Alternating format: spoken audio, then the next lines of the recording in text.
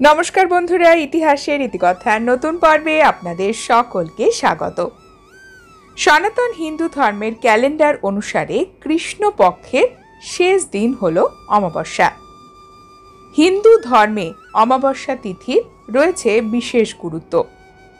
বাংলা মাস প্রথম বৈশাখ মাস, আর এই বৈশাখ মাসের অমাবস্যা তিথি বৈশাখী অমাবস্যা নামেই পরিচিত। আজকের পর্বে আমরা জানব এবছর বাংলার 1431, ইংরেজির 2024 সালের বৈশাখী অমাবস্যা তিথির নিশি পালন, ব্রত উপবাসের সময়, গঙ্গা স্নানের শুভ সময়, দানের শুভ সময় এবং শুভকর্ম ও অন্যান্য কর্মের সময়সূচি। তার সাথে জানব বৈশাখী অমাবস্যা তিথিতে আপনি শনি দোষ থেকে মুক্তি পেতে, পিতৃদোষ থেকে মুক্তি পেতে, কাল সর্প দোষ থেকে মুক্তি পেতে কি কি কর্ম করতে পারেন, এমন কিছু উপায়। আর অমাবস্যা তিথিতে যে কাজগুলি ভুলেও করা উচিত নয়। অমাবস্যা তিথির মাহাত্ম্য কেন রয়েছে হিন্দু ধর্মে এত বেশি, আসুন জেনে নিই আজকের পর্ব থেকে। বন্ধুরা, হিন্দু ধর্মে পূর্ণিমা তিথি যেখানে পূজা অর্চনা শুভ কর্মের সঙ্গে জড়িত, দেবদেবীর পুজো অর্চনার সঙ্গে জড়িত, সেক্ষেত্রে অমাবস্যা তিথি আমাদের পিতৃপুরুষদের সঙ্গে জড়িত। অমাবস্যা তিথিতে পিতৃপুরুষদের উদ্দেশ্যে শ্রাদ্ধ, তর্পণ, পিণ্ডদান করতে বলা হয়। এতে পিতৃপুরুষেরা অত্যন্ত খুশি হন এবং আমাদের আশীর্বাদ করে থাকেন। অমাবস্যা তিথিতে যে কোনো ধরনের মাঙ্গলিক শুভ কর্ম নিষিদ্ধ থাকে। অমাবস্যা তিথিতে প্রেত কর্মে মানুষ জড়িত থাকায় এই তিথিতে কোনো ধরনের শুভ কাজ করা হয় না। শুভ কাজের জন্য কোনো কেনাকাটাও করা উচিত নয়। এছাড়াও অমাবস্যা তিথিতে আমিষ জাতীয় খাবার গ্রহণ করা উচিত নয়। পেঁয়াজ রসুনের ব্যবহার খাবারে নিষিদ্ধ।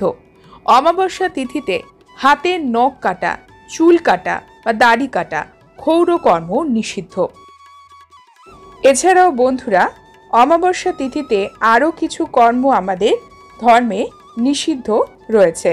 যেমন অমাবস্যা তিথিতে আমরা গাছপালা, ফুল পাতা ইত্যাদি কখনোই ছিঁড়ব না, উপড়ে ফেলব না। বলা হয় এতে ব্রহ্ম হত্যার পাপ লাগে। অমাবস্যা তিথিতে কখনোই অন্যের খাবার খাবেন না। অমাবস্যা তিথিতে পবিত্র নদীতে স্নান করুন এবং আপনার সাধ্য অনুসারে দান করুন, কিন্তু কখনোই অন্যের এঁঠো খাবার একদমই খাবেন না। অমাবস্যা তিথিতে আপনার বাড়ির নেতিবাচক শক্তিকে দূর করার জন্য ঘর মোছার জলে লবণ অবশ্যই মেশান এবং সেই জল দিয়ে ঘর মুছুন। এতে আপনার পরিবারের নেগেটিভিটি দূর হবে। অমাবস্যা তিথিতে আপনার পুজোর ঘরে একটি ঘিয়ের প্রদীপ অবশ্যই জ্বালান। এতে পিতৃপুরুষেরা এবং দেবতারাও সন্তুষ্ট হন। অমাবস্যা তিথিতে বাড়িতে শ্রীমদ্ ভাগবত গীতা পাঠ করতে পারেন।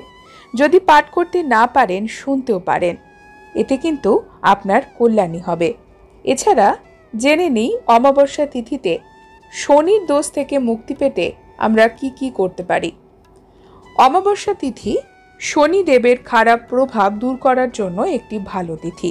শনির সাড়ে সাতি, ধাইয়া অথবা দশা, মহাদশা, অন্তর্দশা যে কোনো খারাপ প্রভাব থেকে মুক্তি পেতে অমাবস্যা তিথিতে, বিশেষ করে বৈশাখ মাসের অমাবস্যা তিথিতে শনিদেবের পুজো করতে পারেন।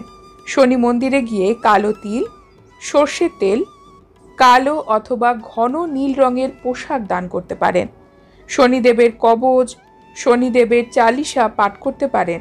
শনিদেবের কৃপা লাভ করবেন, শনির দশা থেকে মুক্ত হবেন।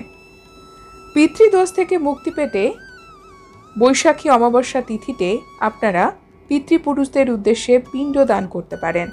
বলা হয় কারো জন্মছকে যদি পিতৃদোষ থাকে তাহলে সেই জাতক জীবনে বহু ধরনের সমস্যার সম্মুখীন হয় এবং জীবনে হাজার চেষ্টার পরেও উন্নতি করতে পারে না। সমাজের সম্মানহানিও হয়ে থাকে।